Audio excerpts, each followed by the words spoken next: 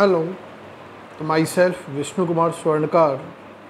My total experience is 16 years. My qualification is MSc in Botany, B.Ed, MPhil and PhD. And I am mentor under AIR 100 rank produce in many time. तो आज हम लोग today एक topic discuss करेंगे. एक chapter हमारा respiration in plants.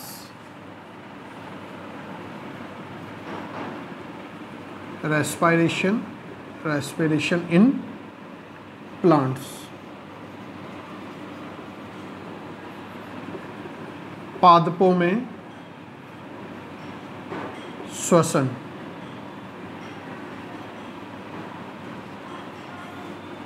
इस chapter के अंदर जो हम लोग टॉपिक डिस्कस करते हैं उसकी एक आउटलाइन होती है कि number 1 first what is respiration. Second जो हम लोग डिस्कस करते हैं वो है respiratory substance.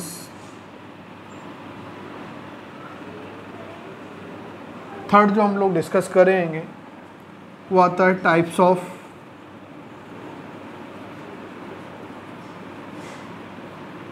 Respiration. And fourth जो टॉपिक हम लोग डिस्कस करते हैं वो है आपके मैकेनिज्म ऑफ रेस्पिरेशन. रेस्पिरेशन की जो मैकेनिज्म होती है वो डिफरेंट स्टेप के अंदर कंप्लीट होती है. जैसे लाइक इसके अंदर फर्स्ट आता है आपके glycolysis cycle,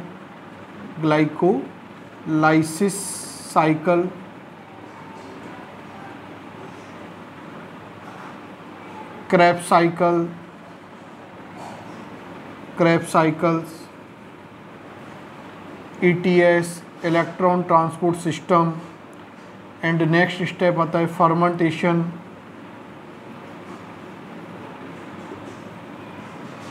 and last HMP hexose monophosphate pathway और PPP पेंटोज फॉस्फेट पाथवे. तो हम लोग फर्स्ट टॉपिक डिस्कस करते हैं व्हाट इज रेस्पिरेशन. रेस्पिरेशन का जनरल जो मीनिंग होता है वो क्या है कि respiration is oxidation and reduction process. Respiration is the oxidation and reduction process in which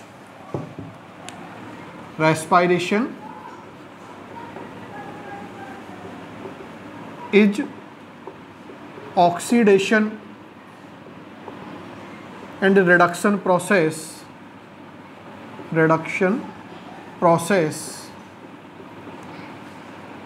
in which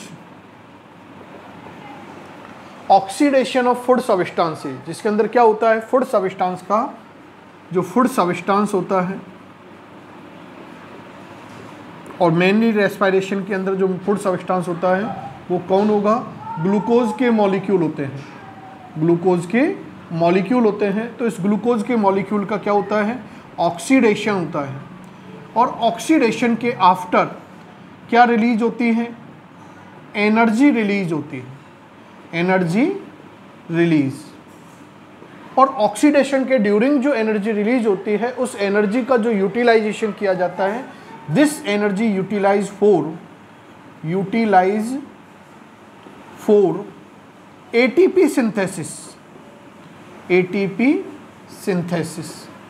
ATP synthesis के अंदर इसका हम लोग क्या करते हैं यूज करते हैं. क्लियर. तो रेस्पिरेशन क्या है एक ऑक्सीडेशन एंड रिडक्शन प्रोसेस है जिसके अंदर फूड सब्सटेंस का ऑक्सीडेशन होता है और ऑक्सीडेशन के ड्यूरिंग क्या होता है एनर्जी रिलीज होगी और एनर्जी जो रिलीज होती है उसका जो यूटिलाइजेशन किया जाता है वो ATP सिंथेसिस के अंदर किया जाता है. सेकंड जो हम लोग बात करते हैं कि जो रेस्पिरेशन होता है नेक्स्ट कि respiration is the exergonic process. Respiration is the exogonic process. Exergonic process का मीनिंग क्या होता है? ये एक ऊष्माक्षेपी क्रिया है कि इसके ड्यूरिंग एनर्जी रिलीज हो रही है, एनर्जी रिलीज हो रही है, so it is the exergonic process. Respiration is the catabolic process. Respiration is the catabolic process. Catabolic process का मतलब क्या होगा कि इसके अंदर जो ग्लूकोज के मॉलिक्यूल होते हैं, यानी जो कॉम्प्लेक्स सब्सटेंस होते हैं, वो कॉम्प्लेक्स सब्सटेंस स्मॉल या सिंप्लेक्स सब्सटेंस के अंदर कन्वर्ट हो जाते हैं। So respiration is the catabolic process.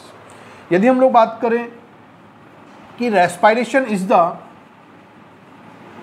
Downhill process, respiration क्या होती है? एक डाउनहिल प्रोसेस होती है। डाउनहिल प्रोसेस के लिए रीजन क्या है? क्योंकि इसके अंदर ऑक्सीजन एक स्ट्रॉन्ग क्या होता है?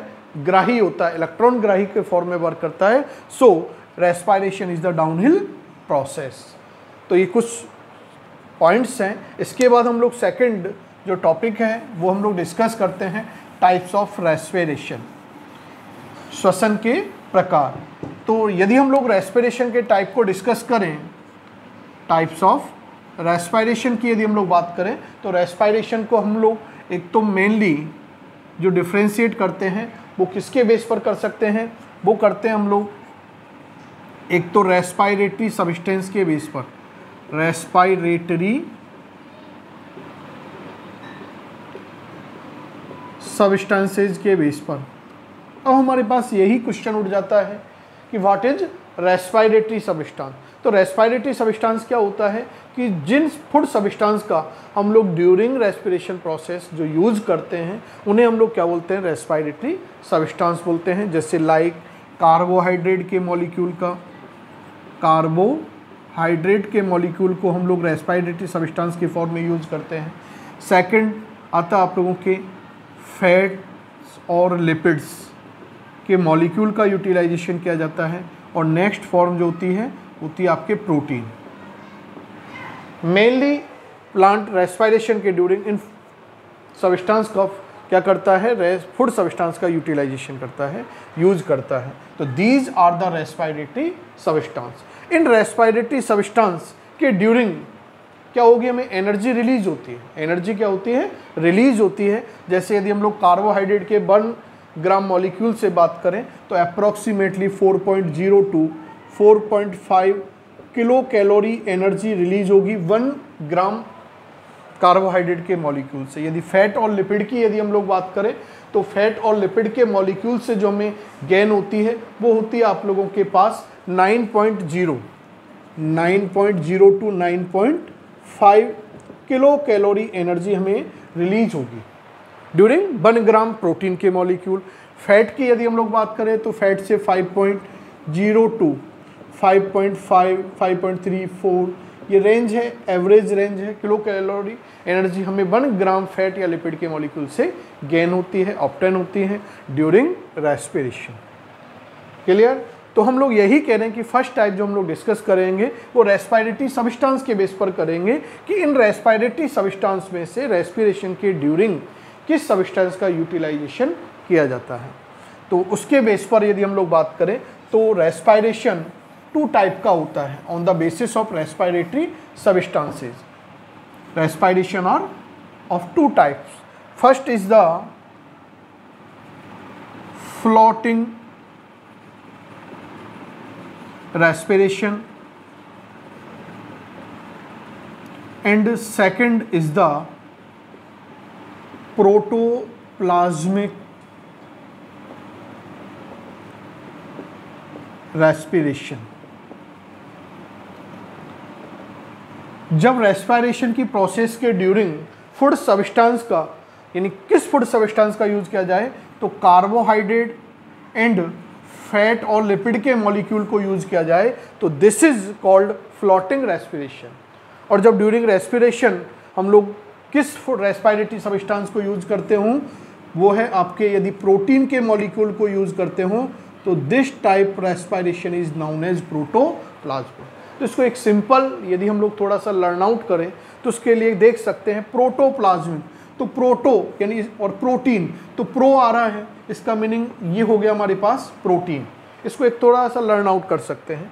फ्लोटिंग और फैट, तो फ्लोटिंग में फैट आ गया, तो फैट के साथ क्या यूज कर सकते हैं, ऐड कर सकते हैं, कार्बोहाइड्रेट को ऐड कर सकते हैं। तो जो भूखी सेल्स होती हैं, जो हंगर सेल्स होती हैं, उनके अंदर प्रोटोप्लाज्मिक रेस्पिरेशन होता है। क्लियर? तो ये है हमारा पास first type on the basis of utilization of food substance या रेस्पिरेटरी सब्सटेंस। सेकेंड टाइप जो हम लोग डिस्कस करते हैं रेस्पिरेशन का, वो है आप लोगों के on the basis of presence और absence of oxygen. Second type on the basis of presence और एब्सेंस ऑफ ऑक्सीजन। इसके बेस पर we also respiration are the two type. First is the aerobic respiration, aerobic respiration, and second is the anaerobic respiration. Anaerobic respiration, यदि हम लोग anaerobic respiration की बात करें तो अनएरोबिक रेस्पिरेशन का मीनिंग क्या होता है कि जब रेस्पिरेशन की प्रोसेस ऑक्सीजन की प्रेजेंसी में हो, ऑक्सीजन की प्रेजेंसी में होती है तो it is known as the aerobic respiration. And when respiration process complete in the absence of oxygen तो इट इज नाउन एज या it is called anaerobic respiration. During aerobic respiration यदि हम लोग बात करें तो इसके ड्यूरिंग जो फूड सब्सटेंस होता है उसका कंप्लीट ऑक्सीडेशन होता है। क्या होगा? कंप्लीट ऑक्सीडेशन होता है और high amount of energy release होगी, high amount of energy release होती है। और अनएरोबिक रेस्पिरेशन की यदि हम लोग बात करें तो इसके ड्यूरिंग फूड सब्सटेंस का इनकम्प्लीट ऑक्सीडेशन होता है और लो अमाउंट ऑफ एनर्जी रिलीज होती है। यदि हम लोग बात करें कि ड्यूरिंग एरोबिक रेस्पिरेशन यदि टोटल अपन लोग एटीपी की बात करें या एनर्जी की बात करें तो यहाँ 686 किलो कैलोरी एनर्जी रिलीज होती है। और यदि एटीपी की बात करेंगे तो एटीपी हमें 36 और 38 एटीपी मॉलिक्यूल हमें गेन होते हैं, प्रोड्यूस होते हैं ड्यूरिंग एरोबिक रेस्पिरेशन। यदि अनएरोबिक रेस्पिरेशन की हम लोग बात करें तो अनएरोबिक रेस्पिरेशन के ड्यूरिंग हमें एक तो लो अमाउंट में एनर्जी, लो अमाउंट यानी 21 किलो कैलोरी एनर्जी रिलीज होगी। और यदि एटीपी के मॉलिक्यूल के प्रोडक्शन की बात करें तो हमें 2 एटीपी के मॉलिक्यूल क्या होते हैं? प्रोड्यूस होते हैं। क्लियर? तो ये है हमारे पास एक simple on the basis of presence और absence of oxygen. Respiration are the two type. Clear? इसके बाद हम लोग जो नेक्स्ट टॉपिक है वो है आप लोगों के mechanism of respiration. Mechanism of respiration के अंदर एक कॉमन पाथवे की यदि हम लोग बात करें तो सबसे सिंपल पाथवे जो एरोबिक और अनएरोबिक दोनों टाइप के रेस्पिरेशन के अंदर होता है वो फर्स्ट स्टेप होता है आप लोगों के ग्लाइकोलाइसिस। Glycolysis cycle. तो फर्स्ट जो मैकेनिज्म का फर्स्ट स्टेप है रेस्पिरेशन का उसको हम लोग आज डिस्कस कर रहे हैं, ग्लाइकोलाइसिस साइकिल। ग्लाइकोलाइसिस साइकिल की बात करें तो ग्लाइकोलाइसिस को यदि देखें तो इसके अंदर ग्लाइको यानी ग्लूकोज के मॉलिक्यूल की बात कर रहे हैं और लाइसिस का मतलब होता है स्प्लिटिंग यानी टूटना, यानी ग्लूकोज के मॉलिक्यूल का टूटना। तो इस ग्लाइकोलाइसिस साइकिल के अंदर क्या होता है? ग्लूकोज का मॉलिक्यूल स्प्लिट होता है और स्प्लिट होके क्या बनाता है? पायरुविक एसिड के 2 मॉलिक्यूल फॉर्म करता है। तो जब एक मॉलिक्यूल ग्लूकोज से 2 पायरुविक एसिड का फॉर्मेशन होता है तो this cycle is known as glycolysis cycle. It is the common pathway of respiration जो वायवीय और अवायवीय रूप से यानी एरोबिक और अनएरोबिक दोनों जो रेस्पिरेशन होगा उनके अंदर ये साइकिल होगा। आगे हम लोग बात करें यदि इसकी डिस्कवरी की बात करें तो this cycle is discovered by this cycle is discovered by 3 scientist. एक था एम्डन, मेयरहाफ एवं पेरांस। इन 3 साइंटिस्टों ने इसको डिस्कवर्ड किया, so it is known as EMP pathway. Embden, Meyerhof and Parnas. So glycolysis cycle is known as EMP pathway. यदि हम लोग इसकी एक्शन साइट की बात करें कि ये साइकिल कहाँ होगा, एक्शन साइट की बात करें तो ये साइटोप्लाज्म के अंदर कंप्लीट होता है। साइटोप्लाज्म में कंप्लीट होगा। रीजन क्या है? तो इसके पीछे रीजन है कि इस प्रोसेस के लिए रिक्वायर्ड जो भी एंजाइम है वो कहाँ पर प्रेजेंट होते हैं? साइटोप्लाज्म के अंदर प्रेजेंट होते हैं। So this cycle is complete in cytoplasm. Clear? यदि हम लोग बात करें तो ग्लाइकोलाइसिस साइकिल के अंदर ना तो ऑक्सीजन के मॉलिक्यूल का यूटिलाइजेशन होता है और ना ही CO2 क्या होती है? रिलीज होती है। ये ग्लाइकोलाइसिस ऑक्सीजन की एब्सेंसी में कंप्लीट होने वाला पाथवे है और एंजाइम की प्रेजेंसी में कंप्लीट होने वाला पाथवे है। इस ग्लाइकोलाइसिस साइकिल के अंदर जितने भी एंजाइम पार्टिसिपेट होते हैं, जितने भी एंजाइम पार्टिसिपेट होंगे वो सारे के सारे एंजाइम, मोस्टली एंजाइम के अंदर जो एक्टिवेटर होता है वो Mg+ होता है। मैग्नीशियम आयन की प्रेजेंसी में ये मोस्टली एक्टिवेट होते हैं। आगे यदि हम लोग बात करें तो ग्लाइकोलाइसिस साइकिल कैसे होगा, तो इसकी आउटलाइन की यदि हम लोग बात करें तो ग्लाइकोलाइसिस साइकिल 10 स्टेप्स के अंदर कंप्लीट होने वाली प्रोसेस है। ये 10 चरणों में होती है, जिनमें से फर्स्ट, सेकंड और जो लास्ट 10th स्टेप होता है ये कैसा होता है? इरिवर्सिबल होगा और बाकी के जितने भी रिमेनिंग स्टेप्स है वो रिवर्सिबल होते हैं। इनके लिए इरिवर्सिबल, इसमें मेन जो स्टेप है वो 3rd स्टेप है, क्योंकि यहाँ पर हेक्सोकाइनेज, फॉस्फोफ्रक्टोकाइनेज जो एंजाइम है वो काम आता है। यहाँ पर हेक्सोकाइनेज जो एंजाइम है वो एलोस्टैटिक नेचर का होता है ये, और इसी के ऊपर डिपेंड होता है पूरा का पूरा कंप्लीट ग्लाइकोलाइसिस साइकिल। क्लियर? आगे हम लोग देखते हैं कि जो ग्लाइकोलाइसिस साइकिल है वो किस तरह से कंप्लीट होता है। तो उसकी एक फ्लो चार्ट, जो रिएक्शंस हैं उनको हम लोग डिस्कस करते हैं। तो सबसे पहले हम लोग देख रहे हैं कि ग्लूकोज का मॉलिक्यूल है। ये ग्लूकोज एक 6 कार्बन का मॉलिक्यूल होता है। ग्लूकोज का मॉलिक्यूल सबसे पहले ग्लूकोज 6 फॉस्फेट के मॉलिक्यूल के अंदर ब्रेक हो जाता है। ग्लूकोज 6 फॉस्फेट आगे चल के फ्रक्टोज 6 फॉस्फेट, क्योंकि एंजाइम की प्रेजेंसी में होती है तो मोस्टली हर स्टेप के अंदर एंजाइम इन्वॉल्व होते हैं। तो ग्लूकोज 6 फॉस्फेट से फ्रक्टोज 6 फॉस्फेट फॉर्म होती है। फ्रक्टोज 6 फॉस्फेट आगे चल के फ्रक्टोज 1,6 डाइफॉस्फेट के अंदर ब्रेक हो जाती है, स्प्लिट हो जाती है। फ्रक्टोज 1,6 डाइफॉस्फेट एल्डोज एंजाइम की प्रेजेंसी में स्प्लिट होता है। इसमें होता है एल्डोज एंजाइम की प्रेजेंसी में स्प्लिट होता है और स्प्लिट होने के बाद DHAP डाईहाइड्रोक्सी एसीटोन फॉस्फेट के मॉलिक्यूल और क्या होता है आप लोगों के PGAL, पागल, कैसे याद करेंगे अपन लोग इसको? पागल के मॉलिक्यूल फॉर्म होते हैं। PGA फास्फोग्लिसरैल्डिहाइड के मॉलिक्यूल फॉर्म होते हैं। अब ये दोनों एक दूसरे के आइसोमर होते हैं, तो आइसोमरेज एंजाइम हो गया। अब यहाँ पर क्या होगा? PGAL आगे चल के किस में कन्वर्ट होता है? 1,3 डाई PGL के मॉलिक्यूल के अंदर कन्वर्ट होगा फॉस्फेटेज एंजाइम की प्रेजेंसी में। 1,3 डाई PGL से डिहाइड्रोजनेज एंजाइम की प्रेजेंसी में 3 PGA फास्फोग्लिसरैल्डिहाइड, ये तो हो गया फास्फोग्लिसरैल्डिहाइड और ये होगा फास्फोग्लिसरिक एसिड। तो 1,3 डाई क्या होगा?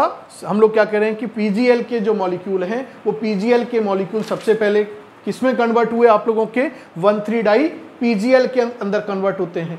1,3 डाई PgL से क्या बनेगा आप लोगों के 1,3 सॉरी क्या होगा यहाँ 1,3 डाई, पहले 1,3 डाई PGA बनेगा, अब 1,3 डाई PGA से आगे चल के क्या बनेगा 3 PGA फास्फोग्लिसरिक एसिड। PGA की फुल फॉर्म क्या है फास्फोग्लिसरिक एसिड। अब जो 3 PGA है ये आगे चल के किस में कन्वर्ट हो जाता है 2 PGA के अंदर, 2 फास्फोग्लिसरिक एसिड के अंदर। उसके बाद 3 से फिर क्या बनेगा 2 PEP फास्फोइनोल पाइरुवेट एसिड। और लास्ट जो प्रोडक्ट बनता है वो मैं यहाँ पर मेंशन कर रहा हूँ, वो है आपके 2 पाइरुविक एसिड।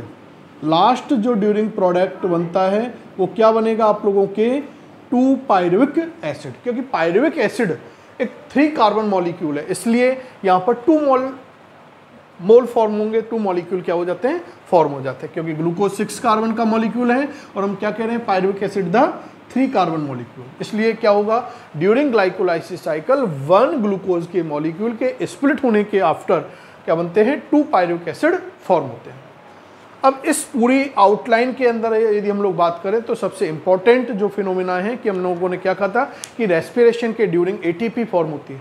तो इसके अंदर कहाँ तो ATP फॉर्म होती है, कहाँ पर ATP का यूटिलाइजेशन होता है, तो वो हम लोग बात करें तो ग्लाइकोलाइसिस के ड्यूरिंग यहाँ पर एक तो ग्लूकोज से ग्लूकोज 6 फॉस्फेट के फॉर्म होते समय ATP का यूटिलाइजेशन होता है, यानी ATP ADP के अंदर कन्वर्ट हो जाती है, Mg+2 आयन की प्रेजेंसी में होता है और ये हेक्सोकाइनेज एंजाइम की प्रेजेंसी में ये कन्वर्जन होता है। ग्लूकोज 6 फॉस्फेट से फ्रक्टोज 6 फॉस्फेट जो फॉर्म होता है यहाँ पर क्या होगा, ये एक दूसरे के आइसोमर हैं, इसलिए आइसोमरेज एंजाइम की प्रेजेंसी में ये होगा। इसके बाद यदि बात करें हम तो फ्रक्टोज 6 फॉस्फेट से फ्रक्टोज 1,6 डाइफॉस्फेट के फॉर्मेशन के टाइम पे भी ATP का यूटिलाइजेशन होता है, यानी ATP के मॉलिक्यूल ADP के मॉलिक्यूल में कन्वर्ट हो जाते हैं और ये भी Mg+2 आयन की प्रेजेंसी में एक्टिव होते हैं और यहाँ पर फॉस्फो हेक्सोकाइनेज एंजाइम कंट्रीब्यूट होता है। आगे हम लोग बात कर रहे हैं कि जो यहाँ फॉस्फेटेज हो गया, आगे जब हम लोग देखते हैं कि 1,3 डाई PgL से 1,3 डाई PGA का कन्वर्जन होता है, यानी फॉर्मेशन होता है, 1,3 डाई PgL से 1,3 डाई PGA फॉर्म होता है, तो उस समय क्या होगा 2NADP के मॉलिक्यूल से 2NADH2 के मॉलिक्यूल क्या होंगे फॉर्म होते हैं और 1,3 डाई PgL से 3 PgL के टाइम पे क्या होगा 2 ADP के मॉलिक्यूल से 2 ATP के मॉलिक्यूल फॉर्म होते हैं। तो 2 ATP के मॉलिक्यूल यहाँ फॉर्म होंगे और एक जो फॉर्म होते हैं ATP के मॉलिक्यूल वो लास्ट स्टेप में होते हैं, जब क्या होगा यहाँ पर काइनेज एंजाइम की प्रेजेंसी में 2 फास्फोइनोल पाइरुविक एसिड से 2 पाइरुविक एसिड फॉर्म होता है, किसकी प्रेजेंसी में काइनेज एंजाइम की प्रेजेंसी में। तो इस समय भी क्या होता है आपके 2 ADP के मॉलिक्यूल से 2 ATP के मॉलिक्यूल सिंथेसाइज होते हैं। तो यदि हम लोग पूरी रेस्पिरेशन के अंदर ग्लाइकोलाइसिस साइकिल की बात करें तो ग्लाइकोलाइसिस साइकिल के ड्यूरिंग एक समरी हमारे पास क्या निकल के आई कि एक तो 2 ATP के मॉलिक्यूल तो क्या होते हैं कंज्यूम्ड होते हैं ड्यूरिंग ग्लाइकोलाइसिस साइकिल और 4 ATP के मॉलिक्यूल क्या होते हैं प्रोड्यूस होते हैं, क्या होंगे प्रोड्यूस होते हैं।